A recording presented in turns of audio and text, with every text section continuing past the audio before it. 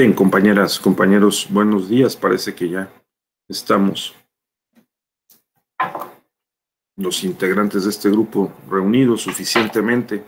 Entonces vamos a comenzar esta sesión de este diplomado sobre problemas de ética y justicia electoral, aspectos de la ética judicial. Nosotros vamos a tener la oportunidad de compartir en dos módulos, este módulo y el módulo sobre problemas de ética judicial. ¿Me escuchan bien, verdad? ¿Sí? Muy bien. Se bajó el volumen, doctor. Sí, pero ahora sí, ¿verdad? Sí me escuchan. Sí, correcto. Pues me da mucho gusto que nos encontremos. Y pues en un momento difícil, ¿verdad? Yo quiero dedicar esta sesión a, como está diseñado el diplomado, que sea un espacio de diálogo, de intercambio de ideas y de debate, ¿no? Que no me dejen, por favor, dar un discurso moral, ¿no? Ni jurídico ni político, unilateral, sino que podamos aprovechar la experiencia, la inteligencia y el sentido común, como se titula este módulo, ética y sentido común, para poder discutir con orden algunos temas. ¿Les parece bien? ¿Sí? ¿Están dispuestas y dispuestos a hablar un poquito más de lo usual? Sí. Entonces, y que podamos intercambiar algunas ideas. Estimado Carlos, ¿me ayudas con tu experiencia? Juan Ignacio Bilbao, Lisbeth, ¿sí? A que podamos dinamizar un poquito la clase. Yo creo que hay mucho que conversar, los puntos de vista que aportar, ¿no? Entonces, vamos a hacerlo, si les parece bien, de esa manera. Yo creo que estamos viviendo un momento, pues como todos sabemos, particularmente difícil, complejo, eh, dentro y fuera del país y dentro y fuera del sistema electoral y de justicia electoral, ¿no? Entonces, creo que podemos incluso organizar alguna pequeña lista de temas que pudiéramos analizar y conversar en el tiempo destinado para esta sesión, razonablemente poco antes de las 11 de la mañana. Y yo quisiera, ahorita voy a sacar una hoja en blanco y ahí vamos apuntando. Por favor, piensen qué temas relacionados con la ética de nuestro tiempo, ¿no? Y quizá de todos los tiempos pudiéramos conversar. Yo voy a apuntar algunos temas, pero yo les pido que hagamos un ejercicio participativo y podamos construir esta lista de unos 5 a 10 temas y les dediquemos algunos 10 minutos a cada tema. ¿De acuerdo? ¿Les parece bien? Vamos a seguir esa técnica esta mañana. Antes, pues yo quisiera, fíjense, lo único que voy a hacer es, voy a poner una hoja en blanco y ahí vamos a apuntar los temas, ¿de acuerdo? Entonces, eso es lo que vamos a hacer. Aquí la tengo preparada, no sé, aquí está, ¿no? Entonces, aquí. ¿Ahí la ven? Sí, ¿verdad? Perfecto. Entonces, fíjense lo que vamos a hacer.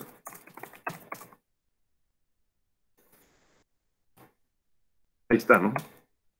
Entonces vamos a apuntar primero cuál es la definición de diccionario de sentido común. ¿Sí? Dice que sentido común, fíjense, es la capacidad para juzgar razonablemente las situaciones de la vida cotidiana y decidir con acierto. Imagínense nada más la capacidad para juzgar razonablemente las situaciones de la vida cotidiana y decidir con acierto. Ustedes y yo supongo que tratamos de hacer eso. Y el primer tema entonces, ético, es, yo apunto el primer tema, ¿de acuerdo? Y ustedes ahorita me dicen qué temas apuntan.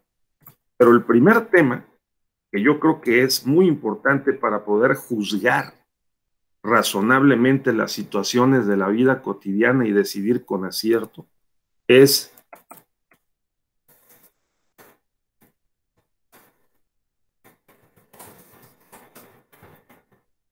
conócete a ti mismo. Antes de juzgar a los demás, hay que aclararnos cómo conocemos. ¿Están de acuerdo? Ese sería el primer tema. A ver si ustedes y yo podemos dar nuestras opiniones, nos conocemos a nosotros mismos y podemos juzgar las, si razonablemente, porque no dice el diccionario de términos oficiales de la lengua española que sentido común sea emocionalmente. O sea, no dice que es juzgar razonablemente las situaciones de la vida cotidiana y decidir con acierto. Yo apunto, conócete a ti mismo. Ese sería, me gustaría que me dijeran cómo creen ustedes que conocen, si se conocen suficiente a ustedes mismos y si usan la razón, qué tipo de razón es la que usamos para decir cosas sobre las situaciones de la vida cotidiana y decidir con acierto. Vean nada más a lo que nos enfrenta este módulo de este fascinante diplomado. ¿Alguien más? ¿Qué otro tema apuntarían ustedes? Claro, les doy un tip, o sea, ahí podemos apuntar temas diversos, ¿no? Temas que estén vinculados con lo electoral. Por ejemplo, un tema que ustedes ya vieron, ¿no? Un tema que ustedes ya vieron, universalismo y relativismo. Por ejemplo, podemos discutir también si los valores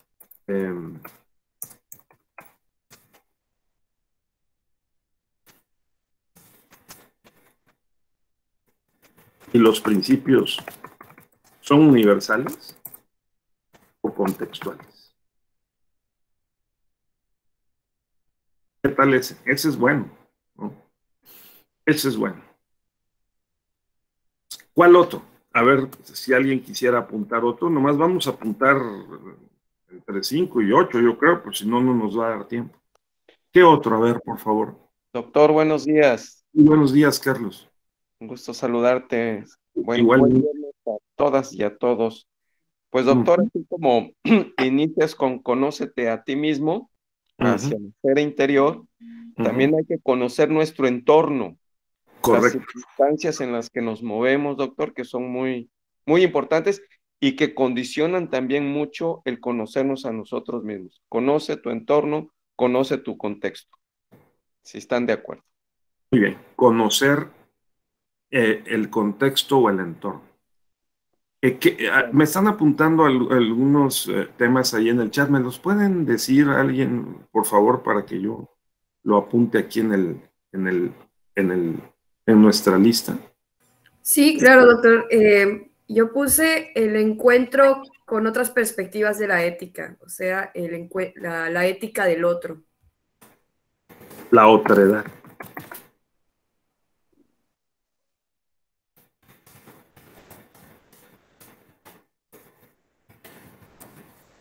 Así. Muy bien. ¿Qué otro? Tenemos como 3 oportunidades. Algo relacionado con lo electoral. Por ejemplo, fíjense ustedes, eh, eh, ¿todos los principios son sancionables o hay principios no sancionables? De los principios que rigen la materia electoral, por ejemplo. ¿no? Esa podría ser otra. ¿Qué otro, estimado Juan Ignacio Bilbao? Ahora estás muy calladón.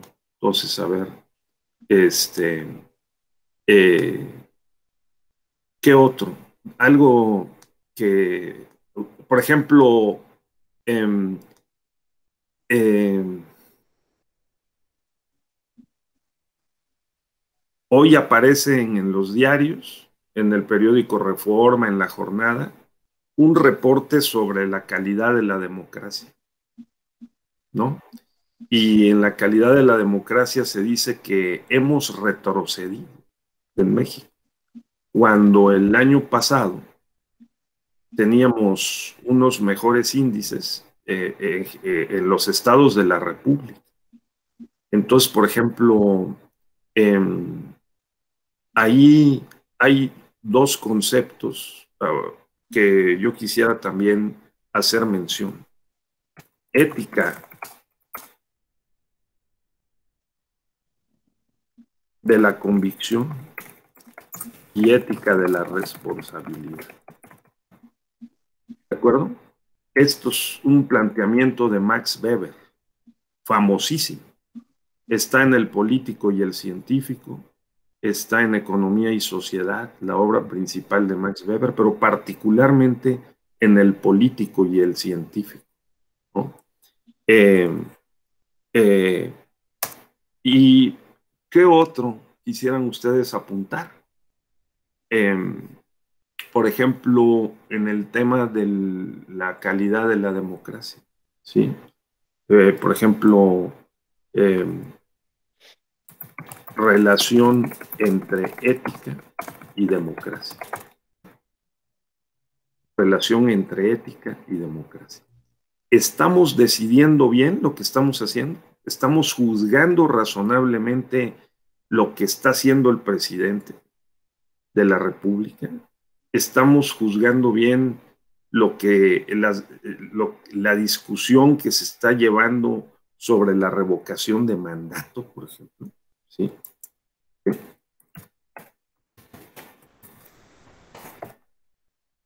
Y ya nada más nos tenemos oportunidad de uno o dos, por si no, no va a dar tiempo.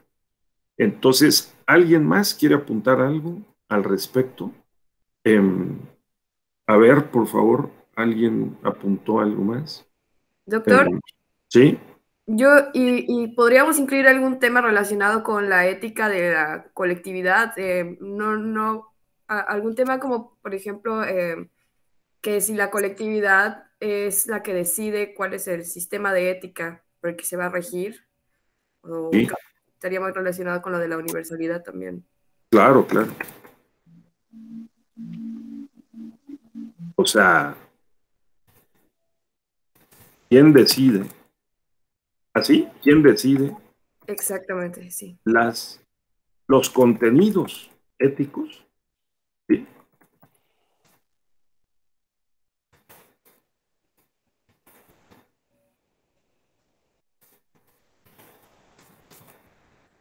Esta es muy buena, ¿eh? O sea, esta es muy buena. O sea, este es el tema del liberalismo y el republicanismo, el, el comunitarismo, ¿sí?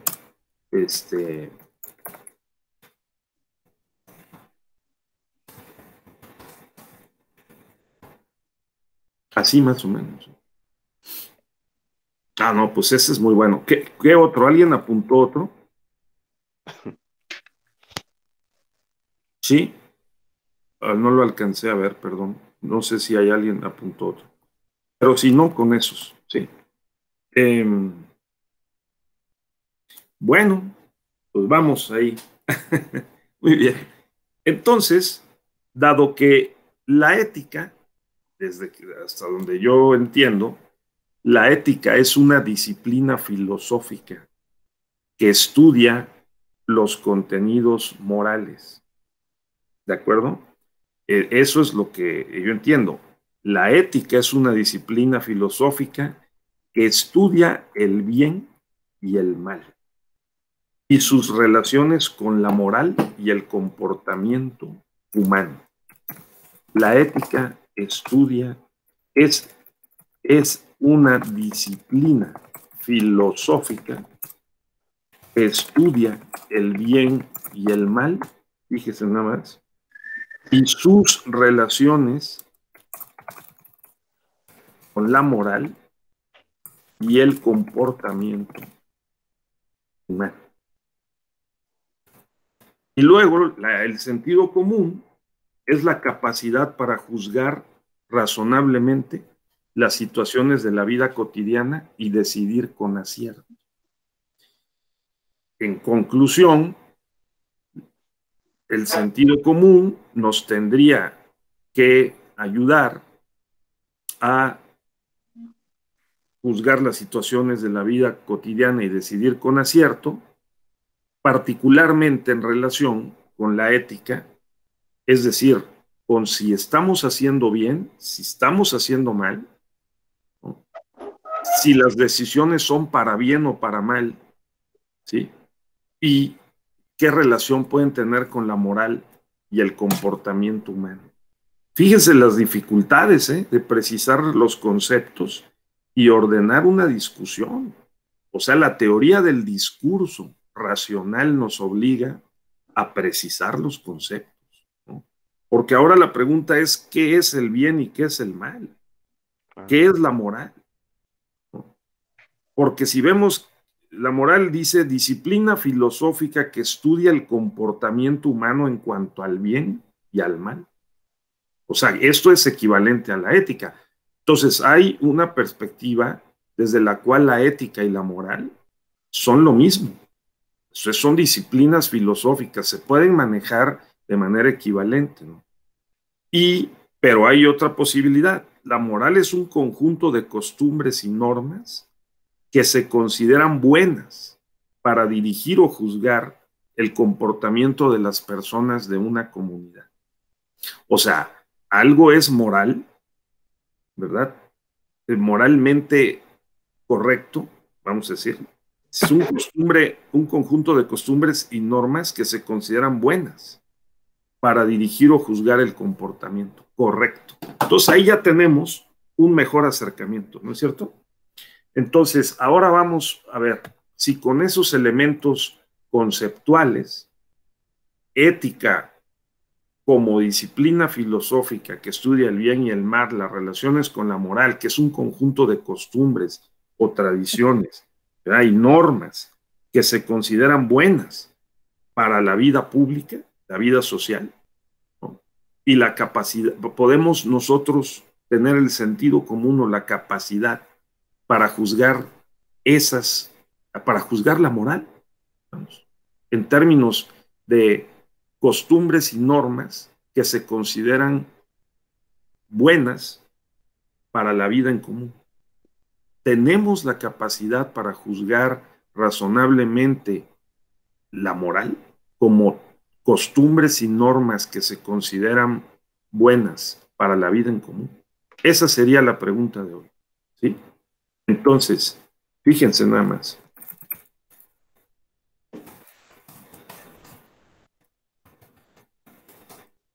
Para juzgar razonablemente la moral, en tanto costumbres y normas consideradas valiosas o buenas para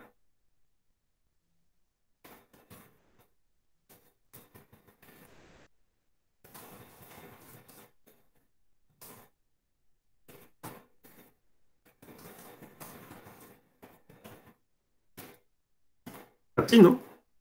Esa sería la idea. La pregunta que vamos a responder es si contamos con la capacidad. Y entonces tenemos que demostrarlo, mostrar la capacidad para juzgar razonablemente la moral, en tanto costumbres y normas consideradas valiosas o buenas para organizar y desarrollar la vida en común o la vida pública. ¿no? Porque esa es la relación entre ética y sentido común en el marco de este diplomado,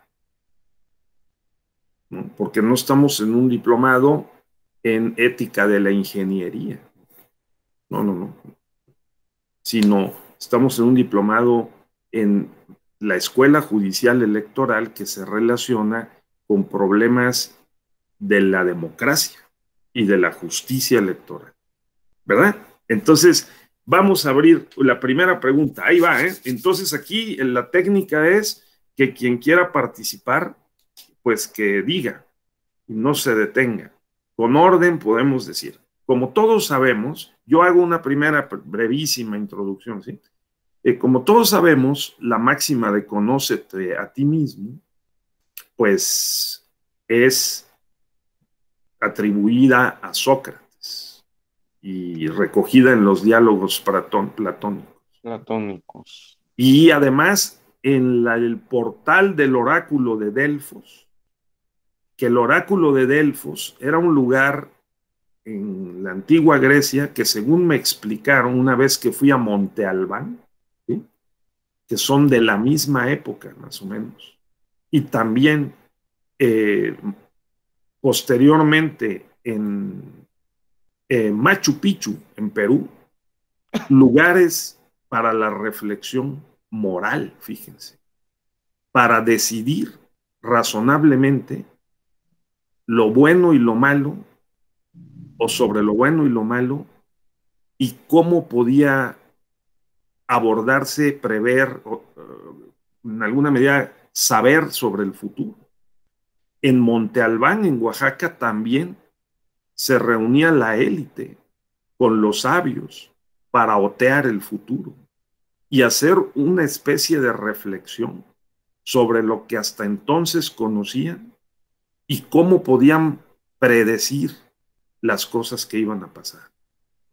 Y lo mismo en Machu Picchu, en Perú, era un lugar reservado para la reflexión, en donde las clases dirigentes se encerraban de manera muy reservada para discutir el pasado, el presente y el futuro.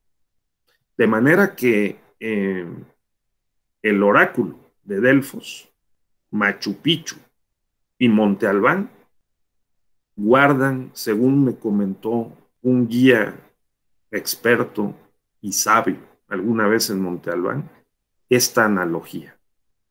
¿De acuerdo? Entonces, nosotros, con base en ese apotegma que está en el frontispicio, ahí de la entrada de Delfos, antes de entrar, asegúrate de que te conoces a ti mismo, ¿no? Que es el que, como bien dijo Carlos, es conocer a ti mismo, y también, si no te conoces a ti mismo y si no conoces el contexto o el entorno en el que interactúas, entonces allí puedes tener un déficit, ¿no?, de capacidades para decidir sobre lo bueno o sobre lo malo. Entonces, la pregunta aquí podría ser, ¿qué necesitamos para conocernos mejor a nosotros mismos? Y yo de una vez sumaría, Carlos, y conocer el contexto o el entorno, ¿no? ¿Sí? ¿Qué necesitamos? ¿Qué habilidades, capacidades necesitamos para hacer esa operación? Si quieres, Carlos, abrir el diálogo, adelante. Muy bien, doctor.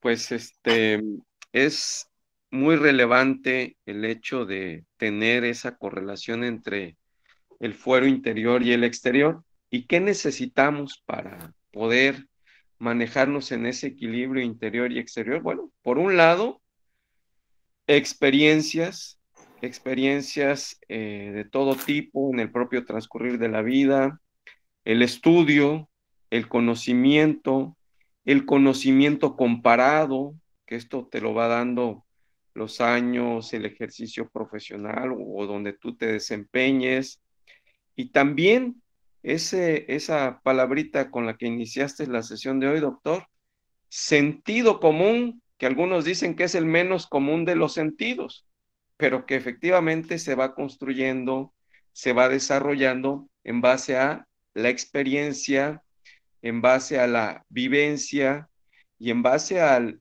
estudio de las propias tradiciones familiares, colectivas, de tu comunidad, pero también al estudio de otros contextos, doctor, compañeros, porque también hay que tener presente que lo bueno y lo malo suele ser bastante relativo, ¿eh?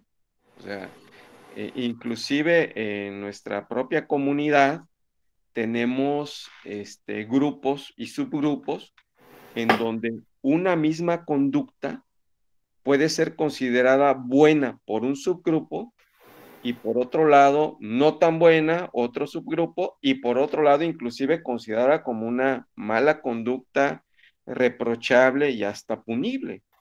En el caso de nuestro país, con un alto grado de mestizaje y de cohabitación con muchos grupos originarios, pues vemos que lo que para algunos grupos originarios es costumbre aceptada, positiva, loable y transmisible a las futuras generaciones, para otros grupos sociales en nuestro país es visto así como con desdén, rechazo y hasta repudio, ¿no? La misma conducta. Por hablar de un ejemplo, el tequio, ¿no? El trabajo colectivo, donde es hasta un honor y un orgullo en algunas comunidades originarias participar del tequio.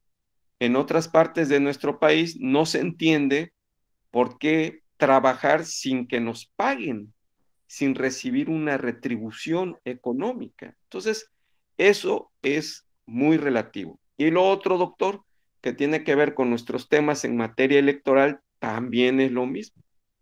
La democracia, si me permiten el adjetivo, al estilo occidental, pues es una democracia de urnas, es una democracia donde un principio y un valor es la secrecía del voto, mientras que en muchas comunidades originarias el ejercicio democrático es más participativo, no requiere necesariamente de urnas, no requiere necesariamente de la secrecía, y para ellos está bien. Entonces, este aprendizaje múltiple, mixto y multidimensional, doctor, es el que va construyendo, desde mi punto de vista, el sentido común. Es cuanto, gracias. Magnífico, muy buen discurso, me parece muy coherente y con mucho contenido. O sea, es contextual, es dependiendo también de las interacciones con los demás, de nuestro conocimiento comparado, de la experiencia, cómo vamos construyendo el sentido de lo bueno y de lo malo. Y yo estaba viendo, ahorita le damos la palabra a nuestra compañera Lolja, porque estaba yo, algo que falta aquí es qué es lo bueno y qué es lo malo. O sea, ¿no? Entonces aquí estaba yo viendo que dice que hay algún texto de significados que lo bueno es lo deseable, fíjense, lo oportuno para el individuo, para una causa en concreto, para la sociedad en general, ¿sí? Lo bueno está relacionado con el bien y con el camino a la virtud, ¿sí? Lo opuesto a lo bueno es lo malo. Todas las acciones, decisiones que se consideran incorrectas, ojo con esta palabra, o perjudiciales. Y aquí tendremos que ver qué es perjudicial, qué podemos entender por oportuno, por pertinente, por útil, porque alguien podría decir, no nos compliquemos. Como dijo Nietzsche, Federico Nietzsche, lo bueno es todo aquello que te empodera. Lo malo es todo aquello que te debilita. Punto. Lo bueno es todo aquello que genera poder, te hace sentir poderoso, fuerte. Y lo malo es aquello que te debilita.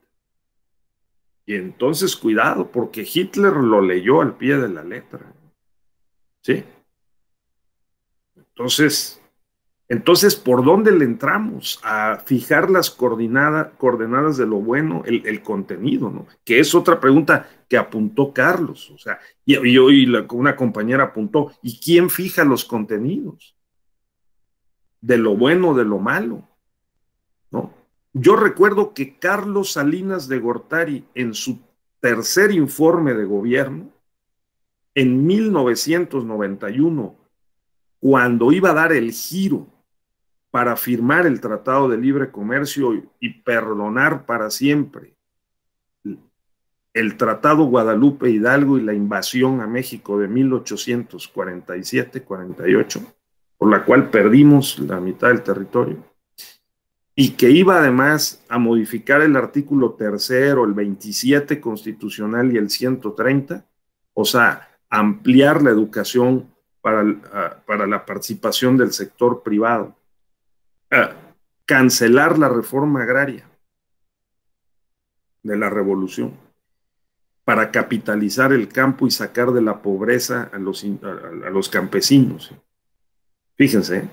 Y el artículo 130 para terminar con aquella apariencia de separación rígida entre iglesia y Estado y dotar de personalidad jurídica a las iglesias, lo cual fue un paso también muy, muy importante, ¿no? En el sentido que se le quiera ver. En ese informe, yo lo recuerdo con toda claridad, que Carlos Salinas de Gortari dijo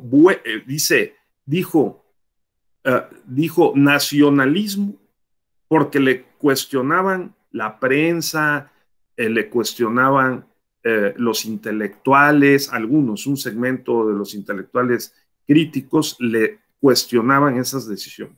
En 3 meses, entre septiembre y noviembre de 1991, digamos que se acabó con esas reformas el modelo del nacionalismo revolucionario. ¿De acuerdo? Y se firmó el Tratado de Libre Comercio posteriormente y cambiamos como parte de las condiciones para entrar a la región norteamericana a la cual pertenecemos, ¿sí? Aunque seamos latinoamericanos en lo cultural, somos norteamericanos en lo económico y comercial. Así nos ven desde todo el mundo, ¿sí? Y entonces, dijo Carlos Salinas, nacionalismo, por si me lo están criticando que no soy nacionalista, es todo aquello que es bueno para México. A ver, es todo aquello que es bueno para México. Y es bueno para México el libre comercio, es bueno para México ya terminar con la reforma agraria y capitalizar al campo, no redistribuir la pobreza, ¿sí? El que participe el sector privado en la educación, porque la educación pública no, las universidades no son suficientes. A ver, y que la iglesia tenga las iglesias reconocimiento y personalidad jurídica después de 80 años, bueno, de 70, ¿no? Y que pongamos a la luz las relaciones entre Estado e iglesias. Entonces lo comento porque sí necesitamos tener claro qué es lo bueno y qué es lo malo. Como dijo Carlos, los contenidos y quién los decide. Bueno, y una compañera que participó. Pero a ver, ya me estoy arrogando el uso de la palabra y yo no quería. A ver, Lolja, por favor, Gabriela y Lisbeth, adelante, por favor. Sí, doctor, solamente era para comentar que en el chat pusieron en la inclusión de los temas quizás sería prudente la ética a la inclusión y el respeto de los derechos de los grupos de la diversidad cultural. Absolutamente, absolutamente. Vamos a llamarle inclusividad, ¿no? O inclusión, diversidad cultural e inclusión. Absolutamente. ¿Qué es ético dejar fuera de la sociedad y del Estado, ¿no? Y de los procesos políticos y democráticos a quienes son colocados por el propio proceso de la civilización, que es capitalista, en esta época que nos ha tocado vivir del mundo moderno y contemporáneo, a los grupos que nacen, las personas y los grupos, ¿no? Que nacen, que se desenvuelven en condiciones de debilidad, adversidad o una posición desaventajada. Sí, muy bien, magnífico, magnífico. Correcto. Entonces vamos avanzando. A ver, por favor, Gabriela Moreno, te escuchamos con gusto y luego a Lisbeth. Sí. Buenos días, doctor. Yo, bajo estas reflexiones, plantearía la pregunta de si hay cuestiones que pueden ser morales y no éticas o éticas y no morales. ¿A qué voy? Al inicio del diplomado se nos planteaba una distinción entre ética y moral. La moral relativa al tiempo y el espacio, y por consecuencia dinámica, y la ética más del lado objetivo, ¿no? Traduciéndolo a normas, decir, bueno, ¿por qué es buena esta norma dentro del campo de la ética?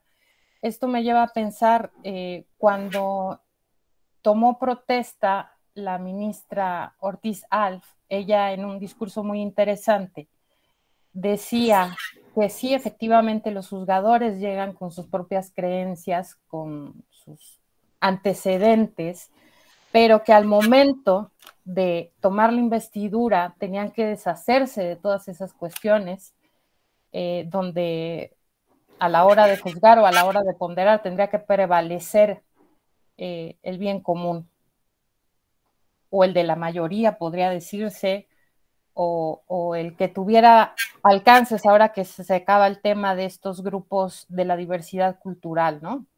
Entonces, hay temas complicados, hay temas complicados. Yo podría tener una serie de principios morales que me reservo.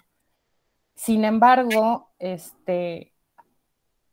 haciendo referencia a este discurso de la señora ministra, pues sí, efectivamente, a la hora de ponderar y de ver objetivamente las cuestiones, tal vez esas determinaciones se contrapongan con lo que yo creo. Y esto es muy visible en temas tan complicados como el derecho a la vida, etcétera, ¿no? Entonces, yo plantearía esa pregunta, ¿no? Sí, todos tenemos referentes morales, tenemos nuestro propio bagaje de creencias. ¿Hasta qué punto, por ejemplo, la objeción de conciencia es un dilema ético o es un dilema moral a la hora de ponderar alguna circunstancia? Y entonces, ¿cuáles son los referentes para conducirse en consecuencia, ¿no? Correcto. Muy bien, Gabriela, muchas gracias. Sí, efectivamente. Yo creo que el proyecto de la epistemología, ese es mi punto de vista, por si sirve de algo, es precisamente la posibilidad de rodear al conocimiento de sí mismo y de las condiciones del entorno, las posibilidades del conocimiento, de métodos y procedimientos para, en la medida de lo posible, restar la probabilidad del error y de los sesgos cognitivos, y en determinadas posiciones públicas, ¿no? Por la mención a la objeción de conciencia, también el poder mediar esa decisión tan difícil que es la de enfrentar la conciencia de un sujeto que toma decisiones en una posición de servicio público con las normas jurídicas y quizás hasta las normas morales, ¿verdad? Aprobadas por una comunidad. Sí, o sea, lo comprendo. Es decir, por lo que mencionaste, que es muy importante. Para el acto de juzgar, ¿no? Al juzgar a los demás de alguna manera también, o al juzgar casos, los juzgadores también se asoman al tribunal de la conciencia, ¿no? Y juzgan también sus propias creencias, conforme a sus propias creencias. No obstante lo cual, la idea de los códigos de ética, la idea de las reglas, la llamada normatividad epistémica, o la metodología, los protocolos para juzgar con perspectiva de género, con perspectiva intercultural, es sí atender el contexto, pero no dejar de observar la moral pública laica, ¿no?, que está contenida en los principios constitucionales y convencionales. A ver eso. La moral pública laica, que es un concepto que aporta el garantismo jurídico para hacer un puente entre la filosofía moral, la filosofía política, las creencias religiosas de quien toma decisiones públicas, ¿no?, y la ética, que es un tema que apuntamos también, ¿no?, la ética de la convicción y la ética de la responsabilidad. Eso es delicadísimo, Gabriela, pero qué bueno que lo han mencionado, porque nosotros podemos tener ética de la convicción y tener un deseo y una preferencia y una opción moral muy justificada por nuestra propia trayectoria, perfil, experiencia, ¿no?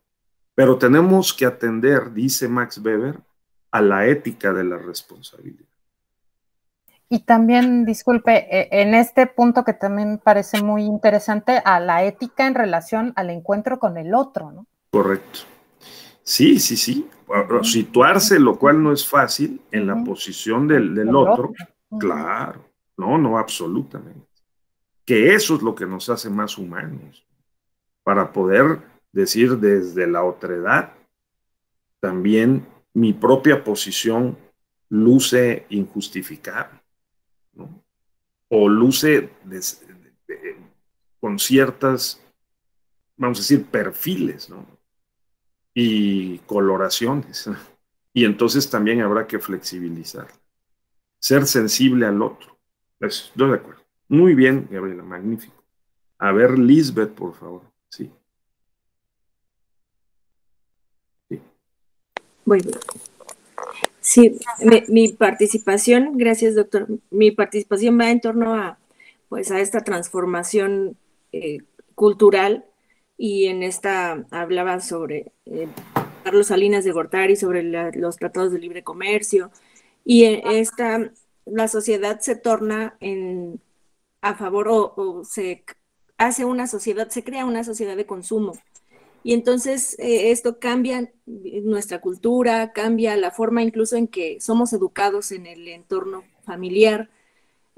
Por ejemplo, pues recuerdo que todavía a mí me tocó que una educación autoritaria, una educación en donde si cometías algo que era considerado malo, pues eras reprimido o eras castigado, o la chancla, ¿no?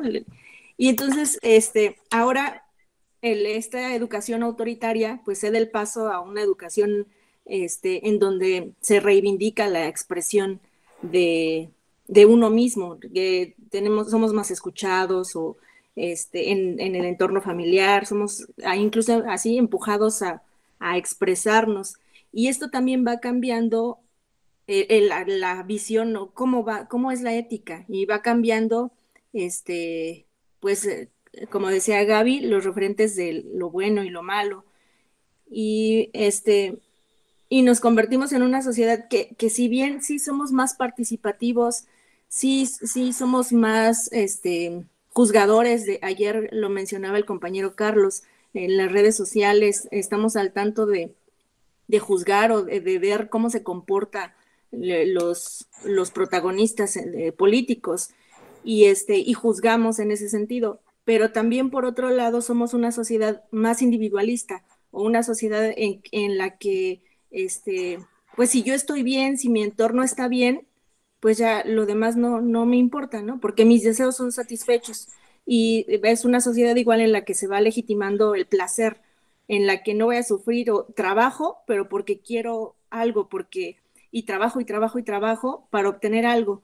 Y entonces yo con que tenga empleo, tenga un carro, tenga donde vivir, y yo me convierto en una zona, sí estoy al pendiente de lo demás, del espacio público, pero soy como más para mí, más individual, ¿no? Claro. Más hacia proteger lo privado. Sí, sí. Y entonces estoy interpretando, Lisbeth, que una decisión como la que tomó en su momento Gorbachov, ¿sí? Para decir perestroika y glasnost, o sea, democracia y desarrollo con transparencia en la Unión Soviética. Y se derrumbó la Unión Soviética. 1989-91, ¿no? O Carlos Salinas de Gortari, que fue a una gira por Europa y regresó y dijo glasnost, pero sin perestroika al mismo tiempo. O sea, cambiar el rumbo del desarrollo hacia una economía de mercado, enfatizar la economía de mercado, ¿sí? Pero sin democracia al mismo tiempo. ¿De acuerdo? Eso se discutió hace 30 años, porque parte del conflicto ruso-ucraniano viene de esa época. Y claro, desde antes, tiene raíces históricas y culturales. Pero esta guerra que nos impacta, porque es la primera guerra de la cuarta revolución industrial, o sea, de la revolución digital, las nuevas fuentes de energía y las redes sociales. O sea, porque la guerra de Irak hace 20 años, 2001, no había redes sociales, había internet y nos pasaron la guerra en vivo.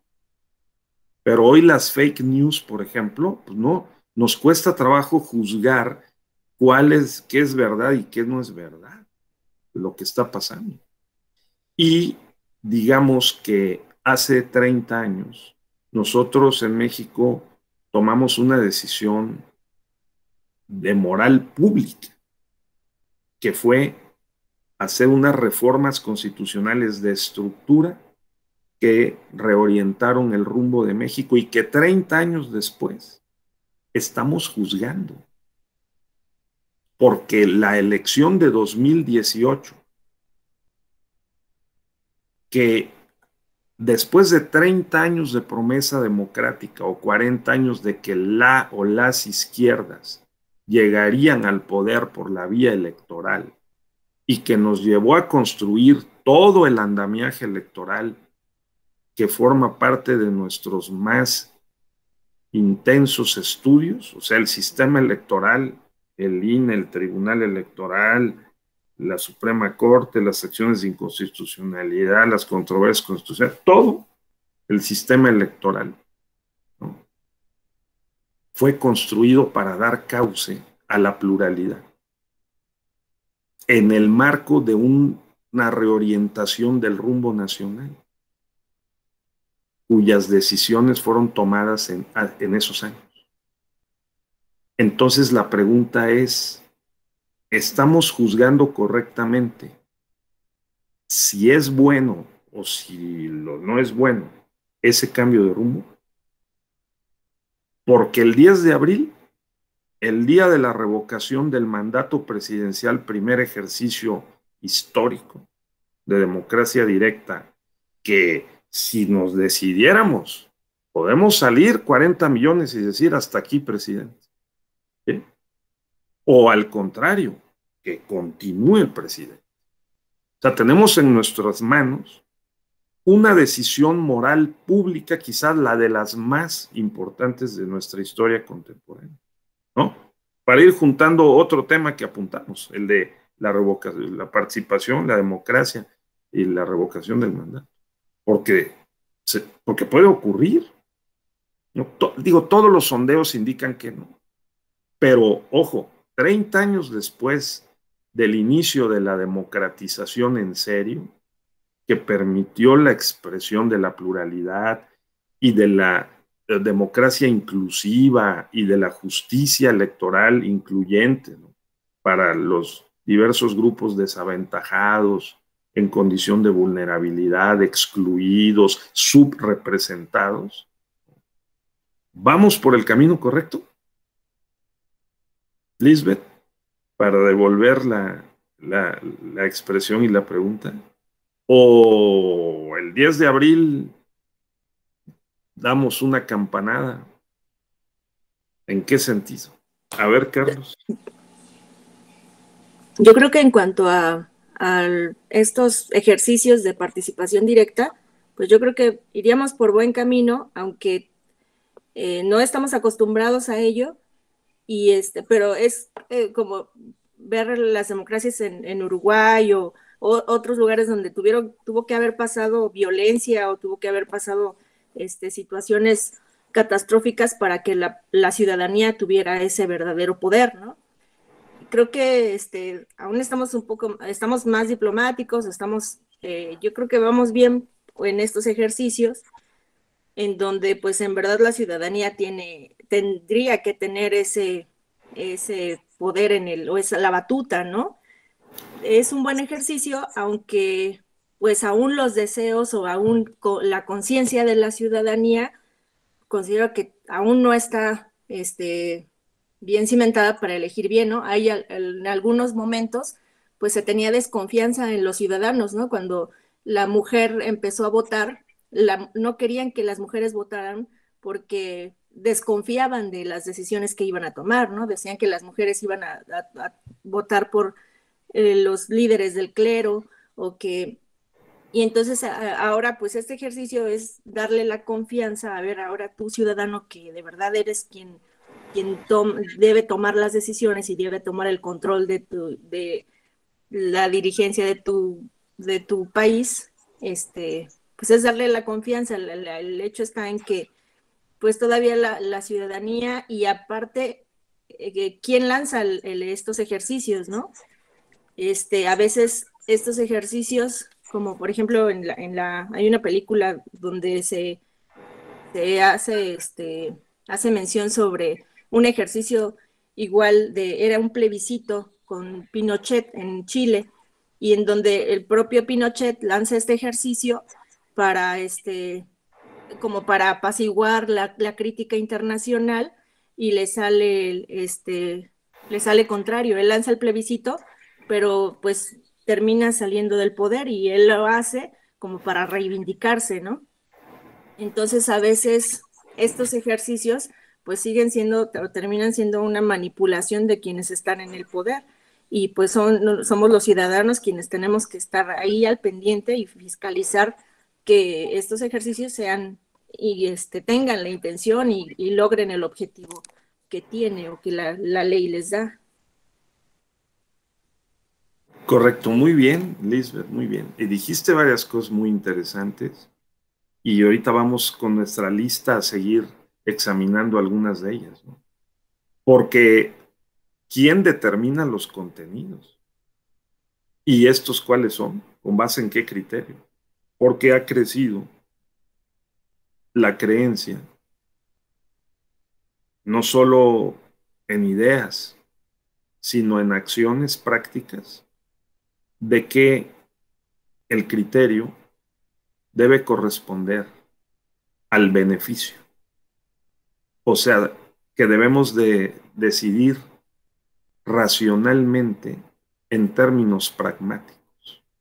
Esto es, costos y beneficios.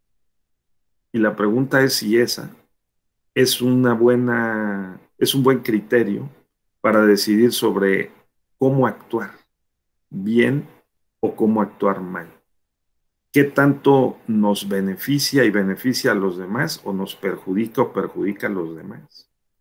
Porque esa pregunta incluso está en el fondo de los ejercicios de ponderación, conforme a la fórmula del peso de Robert Alexy, ¿sí? Y los escrutinios estrictos, ¿no?, de proporcionalidad. beneficia más a quién? ¿En qué términos? ¿No? ¿Y con qué consecuencias? Esa es la ponderación. No solo de los derechos y los principios, sino de los intereses. Ustedes y yo seguramente pensaremos mucho tiempo en los días que corren. ¿Qué pensó Vladimir Putin antes de tomar la decisión de la invasión? Porque la estuvo madurando, ¿no? ¿Y cuál es esa agenda y ese conjunto de razones y de criterios que se supone que son razonables en términos pragmáticos para meter directamente a su pueblo y al pueblo ucraniano, la parte rusa y la parte no rusa, y al mundo indirectamente, a todos nosotros, mentalmente y emocionalmente, en esa guerra, ¿no? ¿Cuáles serán que están quedando poco a poco al descubierto por los motivos, ¿no? De todo tipo, económicos, políticos, sociales? Muy bien, entonces, a ver, por favor, Carlos, adelante. Adelante. Gracias, doctor. En relación a la pregunta que planteaste al grupo sobre si vamos bien o no vamos bien, me parece que vamos avanzando y me parece que es en una dirección positiva. Si comparamos en la perspectiva histórica del sistema político electoral que teníamos en el siglo pasado, rígido, autoritario, y lo contrastamos con lo que tenemos el día de hoy, pues sí hay diferencias, mi estimado doctor. La democracia inclusiva, la democracia ahora participativa, pues va enriqueciendo. Y si bien es cierto, como dice la compañera Lisbeth, sobre que a lo mejor no estamos acostumbrados o no todos hemos interiorizado estas nuevas prácticas de democracia inclusiva y de democracia participativa, también es cierto que son pasos muy positivos en lo institucional para crear las condiciones de educación y de formación para que esta y las siguientes generaciones lo hagan propio.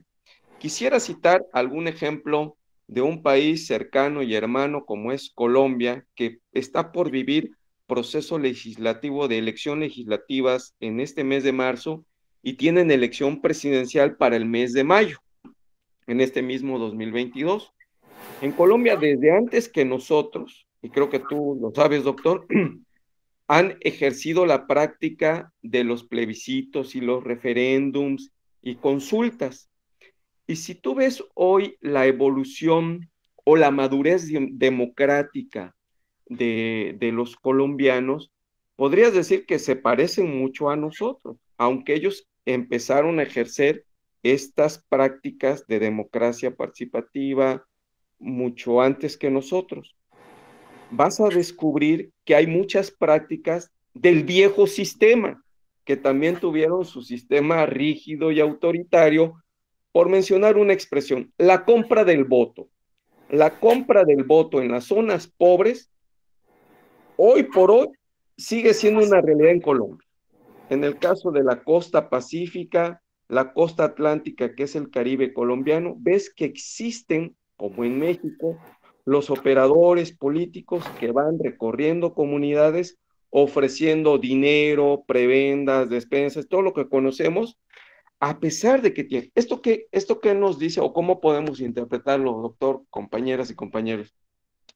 Pues que transitar de un sistema rígido y muy limitante, pues a las sociedades no les toma ni 5 ni 10 años migrar a un sistema más abierto, más libre o más participativo. Tú planteas un escenario muy interesante, doctor. Bueno, la herramienta del ejercicio que vamos a tener el domingo 10 de abril, por primera vez, del ejercicio de la revocación de mandato, pues es una oportunidad extraordinaria y quienes estamos participando activamente en la construcción de un nuevo modelo democrático para nuestro país, lo vemos como un fenómeno histórico. Sin embargo, si vamos y caminamos a las comunidades, doctor, hay muchos lugares donde ni siquiera saben qué es, ni qué va a suceder, ni cómo entrarle. Entonces tenemos un país que va caminando a distintas velocidades, doctor. Mientras hay un grupo en la sociedad que ha interiorizado estas prácticas y que lo considera bueno, porque además en la práctica internacional son buenas prácticas de evolucionar a la democracia, a una democracia participativa, también hay otra parte muy importante de la sociedad mexicana que desconoce, que no lo ha interiorizado, que no se ha hecho todo lo posible para que conozca, aprenda y ejercite este derecho, doctor. Entonces, y si a eso le sumamos las distorsiones de un viejo régimen que no acaba de dejar de ser, en donde tenemos hoy la situación para la revocación de mandato que dice el INE, pues sí lo vamos a hacer, pero no alcanza para todas las casillas. Y dice el gobierno federal, pues lo debes de hacer aunque no sea todo el dinero que solicitas. Entonces, pues estamos en ese intríngulis de lo bueno, lo malo, de avanzar, pero no me dejan, pero ahí la llevamos. Entonces, me parece que en resumen, hay mucho camino por transitar todavía, sí, pero que ya dimos pasos, doctor, compañeras y compañeros, también es una realidad y que yo creo que lo que debemos hacer es no aflojar ese paso y siempre en el marco de la ética, de una ética colectiva, respetuosa, es muy importante. Mi ética no se puede imponer por la de los demás, sino hacer una ética que sea respetuosa y que pueda cohabitar entre todos y que la moral como un conjunto de prácticas y costumbres entienda que las fronteras de un grupo, de otro, de individuos y de otros, pues debe ser una forma pacífica, responsable y sobre todo invocando al humanismo como especie y respetuosa también de nuestro planeta y de la vida en general. Es cuanto, doctor, gracias. Sí, Carlos, estás listo para la diputación, ¿eh? O sea, Hombre, muy bien. Visitaremos dice, Colombia para ir practicando. serás un buen representante de los intereses de la diversidad y de la tolerancia, ¿no? Y el pluralismo. Muy bien, correcto. Entonces, sí, no, porque, o sea, aquí el acento es en el momento, ¿no? La coyuntura que estamos viviendo, porque está cambiando la época. Hoy tenemos más elementos para juzgar razonablemente que está cambiando la época y que nos puede llevar mucho tiempo, en decenios, en acabar de reacomodar las nuevas variables de la innovación científica, tecnológica, sus límites en relación, que también implica cuestiones de carácter moral y ético, sus límites en relación con eh, la dignidad humana, ¿no? El, eh, la investigación eh, usando métodos que están condenados por los propios códigos de ética y los tratados internacionales o los pactos en materia de investigación científica para no experimentar con seres vivos. Y eh, el cambio de época, porque evidentemente se está reconfigurando el mapa geopolítico y geoeconómico global. Y vamos a ver si las decisiones que estamos tomando los mexicanos y las mexicanas son correctas. Y bueno, pues muy bien, pues de eso se trata, porque son dilemas de carácter ético, precisamente, ¿no? Sí, y de sentido común, porque como dijimos, pues se supone que podemos decidir razonablemente sobre lo bueno y lo malo, en el entendido de que lo bueno y lo malo también tiene criterios para su definición. Y si lo bueno y lo malo tiene que ver con las virtudes y tiene que ver también esas virtudes con si nos fortalece o nos debilita, o si, digamos, nos reporta bienestar a la mayoría o no, entonces eso es lo que hay que decidir. Porque aquí les va otra. El artículo 3 de la Constitución dice que se debe entender en México por democracia no solo un régimen, una estructura jurídica o un régimen político, sino el constante mejoramiento económico, social y cultural del pueblo. Y yo les pregunto si es ético o estamos de acuerdo, si es bueno el que tengamos abierto y cada vez más protegido y tutelado el ejercicio de los derechos políticos a votar, ser votado, asociarnos, afiliarnos, desafiliarnos, acceder al cargo, ejercer el cargo, no violencia de género, ¿no? El derecho a la representación, y tengamos 70 millones de pobres. Porque estamos contraviniendo el artículo 3.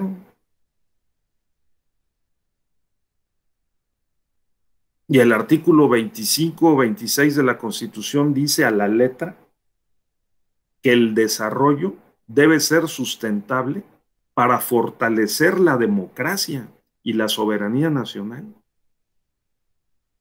Entonces la pregunta es si no hay una contradicción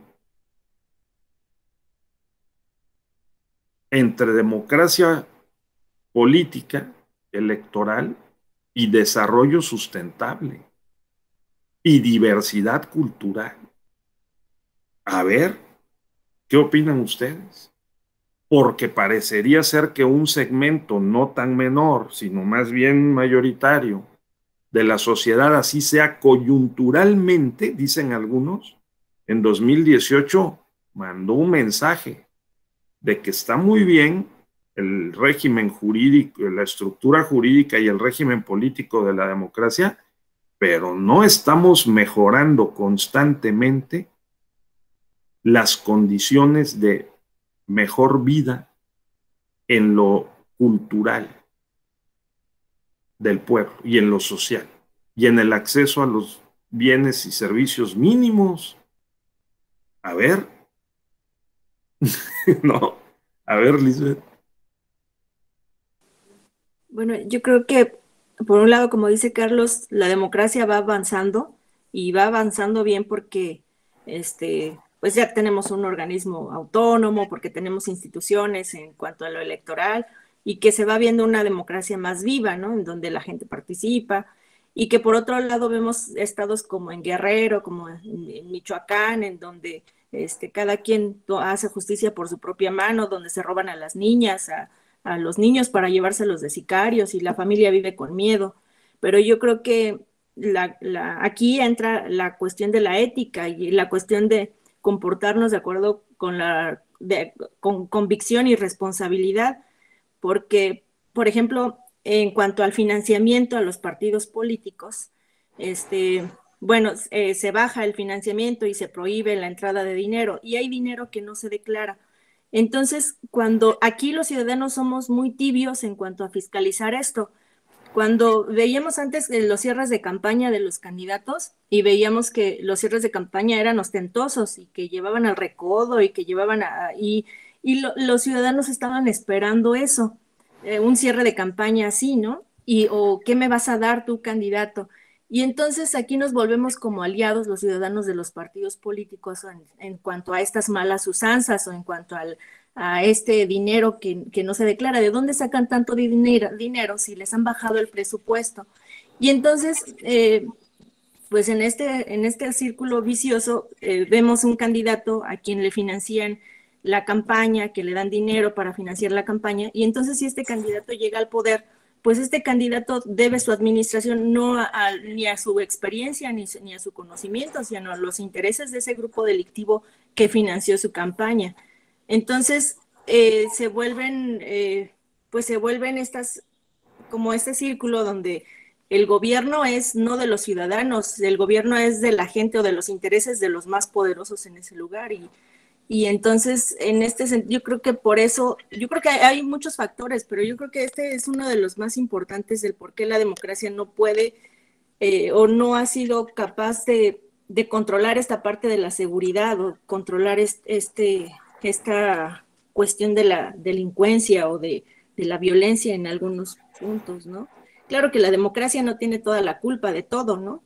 Pero yo creo que pues también los ciudadanos hemos sido permisivos, hemos dado licencia a que los grupos más fuertes, los que tienen, los grupos delictivos, los grupos de la política, los protagonistas, tomen el control de nuestra democracia. No sé qué opinen.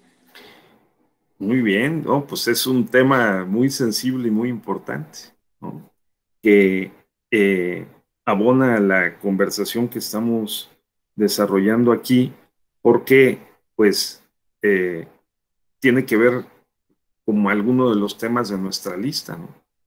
El tema de la democracia, porque hemos decidido, y me parece que pues, es una decisión muy justificable, sostenible, que es el formato democrático pluralista el que mejor procesa los intereses sociales para decidir quién debe gobernar, cómo distribuir los cargos públicos y cómo controlar el poder.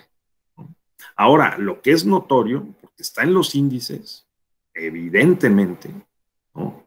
Es que hay una parte que no está siendo resuelta, que no tiene que ver con la democracia electoral, es verdad, es la democracia económica, social, cultural, y que es este rezago de muy amplios grupos de la población.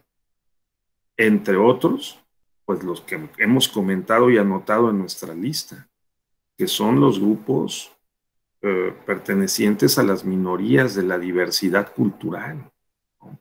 Y los pueblos y comunidades indígenas, ya sean 12 o 15 millones por el criterio de el idioma, o 25 millones por el criterio de la conciencia. En Oaxaca, el 70% de la población que se considera indígena, 70% de los 4 millones de habitantes. Entonces, ¿qué le falta a este esquema democrático pluralista que hemos construido paciente y intensamente y complejamente a lo largo de 30, 40 años, ¿verdad? Para que también devuelva con este formato democrático pluralista mejores bienes y servicios a la sociedad? Y que desde el gobierno, pues esto que mencionó Lisbeth, que es en las condiciones contextuales de seguridad, de equidad, de satisfactores mínimos, ¿verdad? Estén cubiertos como para no vivir las cosas que estamos viendo, que yo en mi vida pensé que llegaríamos a un punto en que se dieran estos actos de barbarie, de violencia criminal en varias partes del país, ¿no? ¿Verdad? Entonces, esto me parece muy bien, Elizabeth, muy, muy importante. Muy bien, a ver, Carlos, por favor, y no sé si otras compañeras, compañeros quieran también hacer uso de la palabra. Vamos avanzando, ¿no? Ahí alternativamente con nuestra lista de temas que ha provocado, desencadenado esta conversación. Por favor, Carlos, adelante. Gracias, doctor. Ahí vamos paso a pasito, doctor. Sí. Miren, en lo que señala Lisbeth es muy cierto. A pesar de que tenemos un andamiaje de instituciones democráticas, pues, de avanzada en muchos temas, la parte económica, doctor, esa está muy rezagada. O sea, no podemos decir que la sociedad mexicana practica democracia en lo económico.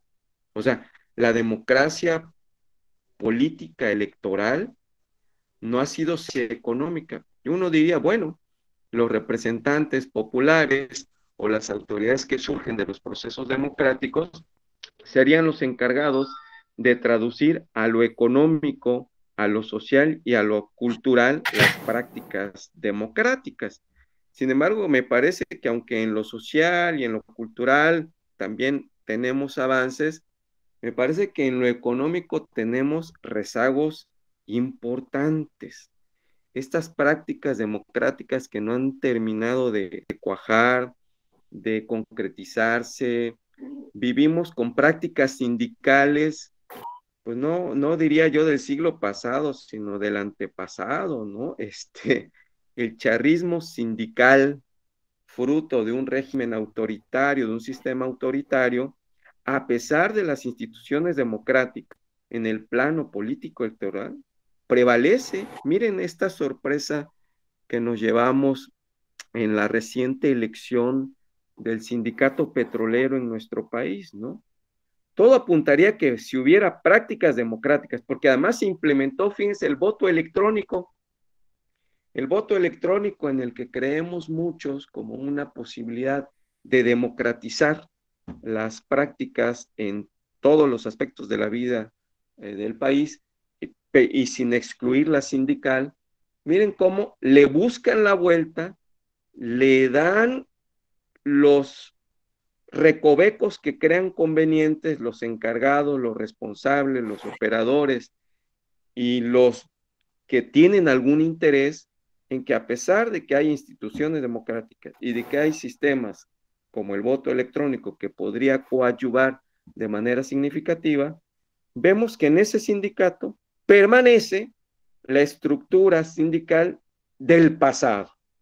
Y eso impacta en lo económico, porque el sindicato, como titular de derechos para preservar el buen ingreso, la calidad de vida de los trabajadores, pues eso no va a suceder, porque ahora sí que chango viejo no hace maroma nueva. Entonces, si el que quedó como secretario general reproduce las prácticas del viejo sistema, pues la parte económica, la parte laboral, no va a tener cambio. Entonces, pareciera ser, compañeras, compañeros, doctor, que el tener instituciones democráticas no es suficiente para la que economía se democratice. Es cuanto, gracias.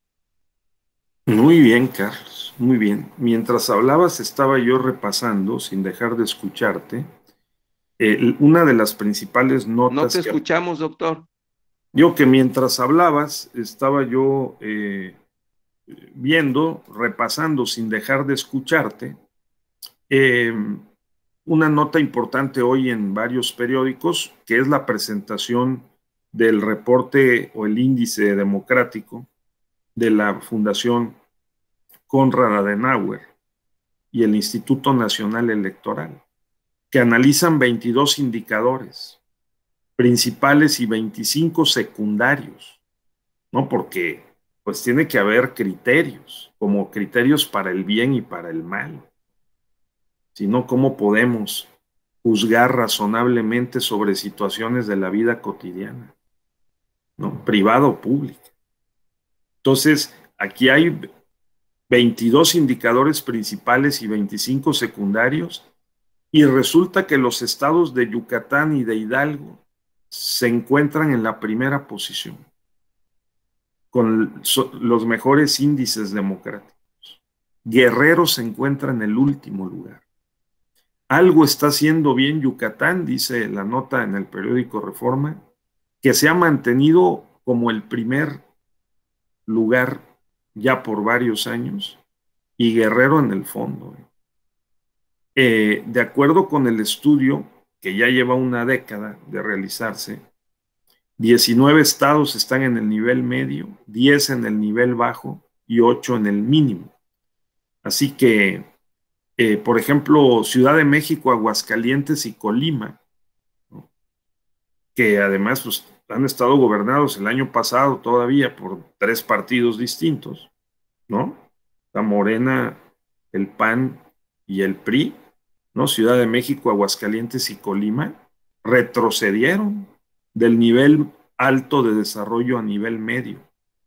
Querétaro, Sinaloa, Nuevo León y Coahuila, aunque redujeron su puntuación, se mantuvieron en el nivel medio, ¿sí? Y también no importa qué partido, porque ahí ha gobernado el PAN, el PRI, bueno, el Bronco, ¿no? En Nuevo León y en Coahuila el PRI también, ¿sí? Ahí también está en ese nivel medio Baja California, Durango, Nayarit, San Luis, Tlaxcala y Jalisco. Y con bajo desarrollo democrático, Tlaxcala, Jalisco, Sonora, Veracruz, Estado de México, Zacatecas, Chihuahua, Campeche, Colima, Quintana Roo, Tamaulipas y Morelos. Mientras que Guanajuato, Oaxaca, Michoacán, Baja California, Tabasco, Chiapas, Puebla y Guerrero cerraron en un nivel de mínimo desarrollo democrático. Mínimo. Repito, Guanajuato gobernado desde hace 40 años por el PAN. Oaxaca por el PRI con una alternancia 2010-2016. Michoacán, Baja California, Tabasco, Chiapas, Puebla y Guerrero. Mínimo nivel de desarrollo democrático. Ahora, ¿con base en qué se toman esas decisiones? 22 indicadores, ¿no? Y dijo ayer el doctor Lorenzo Córdoba, ¿no?, a la presentación de este índice, que la democracia no goza de su mejor momento, pero no solo por la pandemia. Es un elemento adicional, la pandemia, que se suma a una serie de preocupaciones sobre las que se ha venido discutiendo a nivel global, a propósito de la erosión, retrocesos y deterioro de nuestra democracia. ¿Sí? Dijo que, se dijo también que la democracia no es solo participar en elecciones, y esto es lo que estábamos conversando.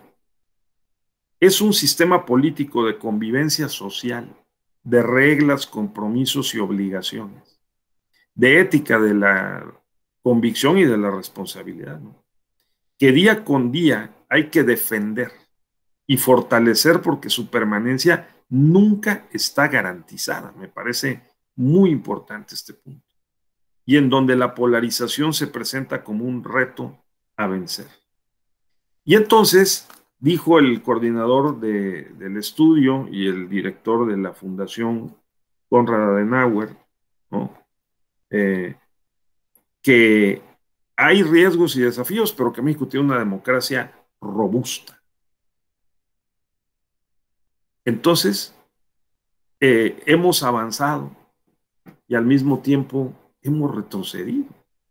Ese parece ser el mensaje, ¿no? O sea, tenemos un andamiaje de instituciones, procedimientos y reglas democráticas, pero el contexto no ayuda a que desarrollemos todavía más y mejor este esquema que hemos creado los seres pensantes para procesar nuestros intereses públicos, que es la democracia.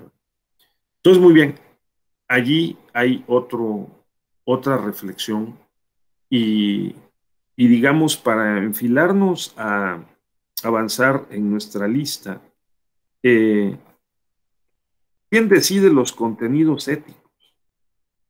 ¿El sujeto o la colectividad? ¿El individuo, la sociedad o la comunidad?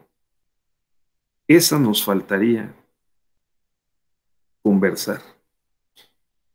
¿Ustedes están de acuerdo en que es el individuo, con su autonomía de la voluntad, el que debe decidir a través del proceso electoral, con urnas, partidos, la usanza occidental, quién debe gobernar, cómo distribuir los cargos y cómo controlarlos?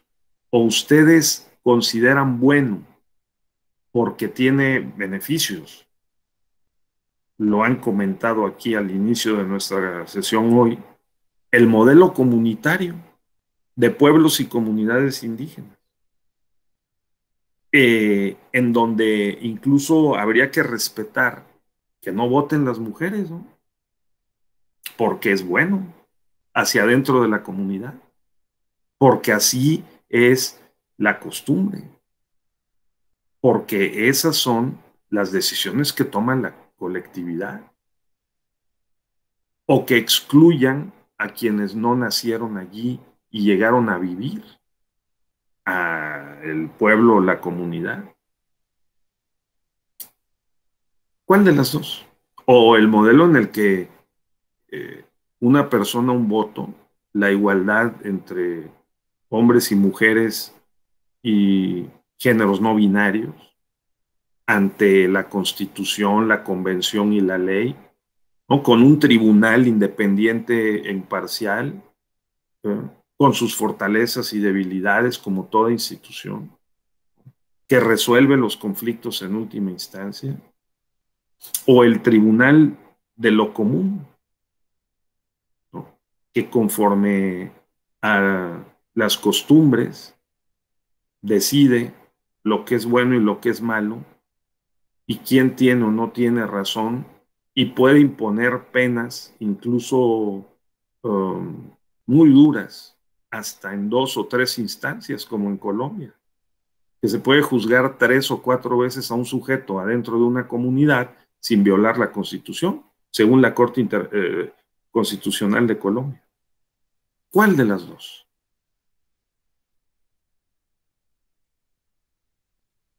Es, digamos, el formato más, el, el más bueno, digamos, porque es una condición moral, ¿no? Que es la que estamos discutiendo, para procesar el conflicto de intereses entre personas, el comunitario o el liberal. A ver, Juan Ignacio. Yo no me inclino por ninguno de los dos en particular. Me parece que tienen características distintas y se aplican para distintas cosas, y que ambos pueden ser funcionales o disfuncionales, de acuerdo con el objeto que se persiga al aplicarlos. Me inclino más por una serie de procedimientos que nos permitan la participación de todas y todos, de acuerdo a los temas que nos interesen, y que evitar que la regla o el principio de mayoría se vuelva antidemocrático. Eso me parece. Me parece que lo podemos ir matizando y que podemos ir de uno a otro sin mayor problema. O sea, ¿tú crees que es posible combinarlos? Sí, totalmente. Y me parece que sería lo mejor. Pero también dices que depende del contexto, ¿verdad? Sí, porque creo que el derecho, la democracia, se aplican en un ámbito, en un contexto cultural. Y creo que todos tenemos distintas maneras de entender la cultura. Entonces, y por eso es que también creo importante que tenemos que hablarnos con la verdad nosotros mismos, aunque esta sea bastante incómoda de digerir, ¿no? Pero vienen otras construcciones filosóficas de determinar qué es la verdad. Sí. Muy bien. Finalmente, pondría sobre la mesa la ética de la convicción y la ética de la responsabilidad. Y volviendo al inicio, a lo que aquí la compañera Gabriela Moreno nos advertía, de que cuando los juzgadores, ¿verdad?, toman la investidura, se comprometen con la Constitución. Entonces, ¿qué opinan ustedes en torno a la objeción de conciencia? Precisamente, Gabriela, ¿no? Volviendo, porque este es un componente importantísimo, un tema ético, moral, en el servicio público. Hay quien dice que, por ejemplo, si el secretario o la persona titular de la Secretaría de Gobernación, como ya ha ocurrido en el pasado, en México, en el pasado reciente, se enfrenta a un conflicto de conciencia por principios o razones religiosas, por ejemplo, para promulgar,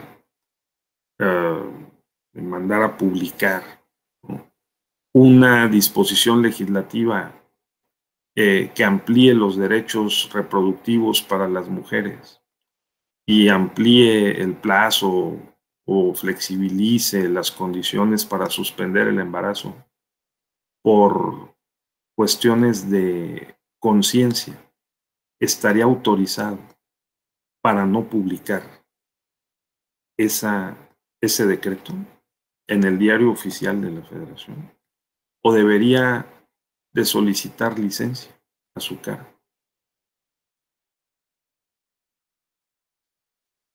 Porque la persona titular de la Secretaría de Gobernación, entre otras atribuciones constitucionales, tiene la de operativamente mandar a publicar los decretos legislativos aprobados en el proceso legislativo, ¿sí? Entonces, ese problema enfrentó el secretario de Gobernación, Abascal, y dijo, por objeción de conciencia, yo no puedo publicar eso, ¿sí? ¿Cuál de las dos? Es decir, sí a la objeción de conciencia o la licencia o renuncia al cargo. A ver, Juan Ignacio. Es un dilema ético y no creo que solamente tenga que obedecer a cuestiones religiosas, a cuestiones de convicciones personales. Una persona puede no ir a la iglesia y manifestarse en favor de la procreación y de la vida. Y una persona puede ir mucho a la iglesia y estar en favor del aborto. Entonces me parece que no, las convicciones religiosas no es el tema. Bueno, es uno de los temas, no es que no sea el tema, o sea, no así tajantemente. Sí. Bueno, o sea, cuando digo no es el tema, me refiero que no me parece que sea como el eje principal de la discusión para resolver este dilema. Me parece que las convicciones personales lo son, lo tienen mayor fortaleza, independientemente de los motivos religiosos o no religiosos. Bueno, en ese caso sí era un motivo religioso porque lo dijo con todas sus letras. Pero creo también que en un Estado laico se debe garantizar el ejercicio de todos los derechos y de todos los derechos y de todas las personas. Entonces, creo que aquí la objeción de conciencia para publicar el decreto no puede ser oponible a la función y a la obligación del servidor público. Okay. En este sentido, ¿no? Viéndolo desde el punto de vista técnico del Estado.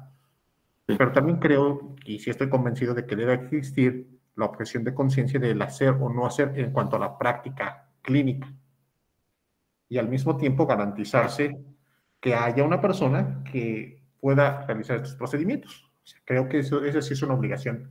Correcto. No, esa es muy buena. Correcto. De las prácticas médicas, desde luego. O, por ejemplo, ¿qué tal la actitud y la conducta de Djokovic, el tenista, ¿no? Si vieron cuál fue su justificación para no vacunarse, ¿no? Sí, y está bien, o sea, él tiene toda la libertad de decidir no vacunarse. Y los de la FIFA, los de la Federación Internacional de Tenis, de no admitirlo. Exactamente, como los de la Federación de Tenis de no admitirlo. Y él sabrá si su bolsillo lo aguanta o no lo aguanta. Sí, yo creo que sí. O sea, ese es el tema. O sea, yo creo que él tendrá que, más que una operación de conciencia, creo que él tendrá que consultarlo con su cartera. Si le conviene o no le conviene seguir siendo antivacunas. Sí.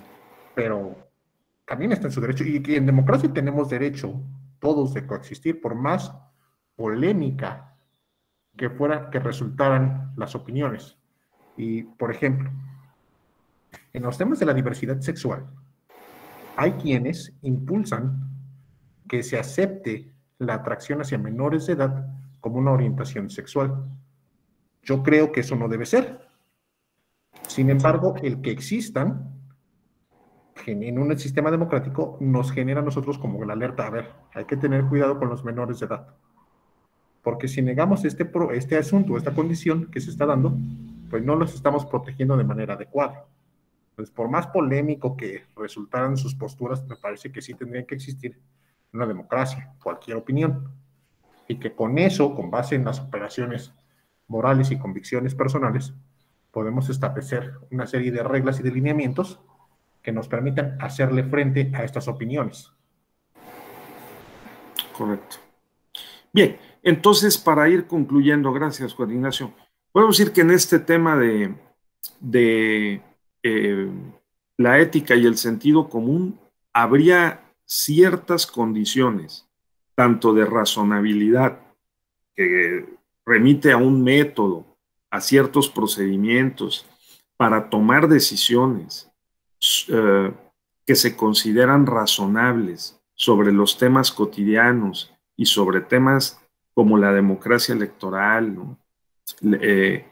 Que hay que atender esas reglas y procedimientos, y también ciertas virtudes que hay que alimentar, conformar, desarrollar, no solo en el individuo, sino en los grupos, en la sociedad, porque a eso hace referencia, entre otros aspectos, entre otros elementos, el reporte de ayer sobre el desarrollo de la democracia en México.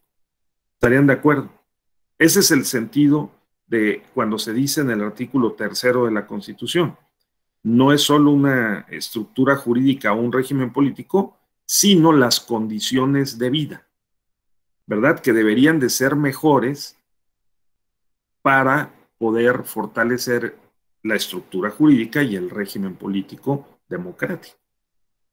Y entonces, sin esta combinación de factores subjetivos y objetivos, pues es más difícil hacer que funcione el sentido común, porque el sentido común pues es equivalente prácticamente, ¿no?, a la razón de ser de las normas jurídicas. Y las normas jurídicas lo que regulan son contenidos morales.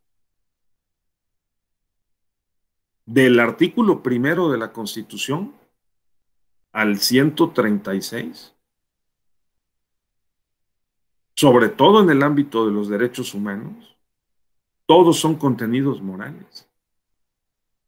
Y de la Constitución a los convenios internacionales, de los principios a las reglas, lo que hace es precisamente regular la moralidad pública, ¿no?, y hasta la moralidad privada con sus límites, porque ésta no puede invadir derechos de terceros, orden público, o bien otras consideraciones, ¿no?, otros límites. Entonces, para ir concluyendo, digamos que yo lo que infiero es que hay que equilibrar entre la ética de la convicción y la ética de la responsabilidad en el lenguaje de Max Weber. Hay que tener en cuenta que los valores y los principios tienen un grado más o menos amplio de generalización o de universalidad, lo cual es cada vez más difícil de sostener a la luz de lo que estamos viendo, cómo se divide el mundo con la guerra en Ucrania, ¿no? Porque de este lado del mundo, el mundo occidental, hay unos ciertos valores, y del otro lado del mundo, en el ámbito oriental, con sus diferencias, pero parece que prevalecen otros, ¿no? Entonces, digamos que entre universalismo y relativismo, contextualismo ético, pues también un equilibrio entre las dos posiciones, y dijo Juan Ignacio muy bien, y entre liberalismo y comunitarismo, ¿verdad? Porque los dos pueden funcionar dependiendo de los contextos y combinarse, ¿verdad?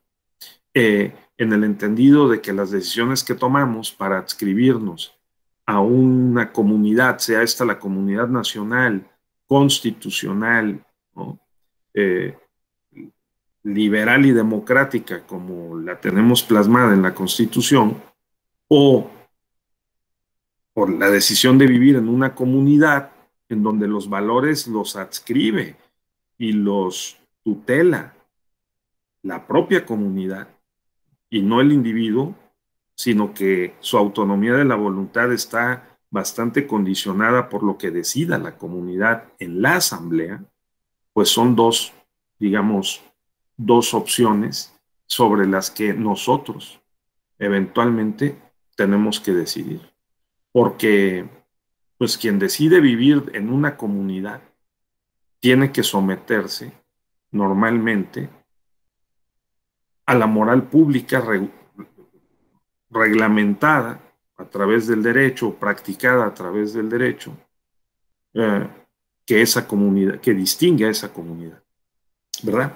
Muy bien, entonces, compañeras, compañeros, creo que ha llegado el tiempo de despedirnos por esta ocasión. Nos veremos en la última sesión de este diplomado, en el último módulo, cuando revisaremos algunos retos de la justicia electoral, unos retos que tienen que ver con la ética de la justicia electoral en México, y quizá no solamente en México. Muy bien, no sé si hay algún comentario o reflexión final, y si no, desearles que tengan muy buen día y muy buen fin de semana, ¿verdad? Que sigan aprendiendo y enriqueciéndose mucho interactivamente con los contenidos de este y otros diplomados de la Escuela Judicial. Muy bien, pues muchas gracias otra vez y que estén muy bien. Muy buenos días. Bye. Gracias, doctor.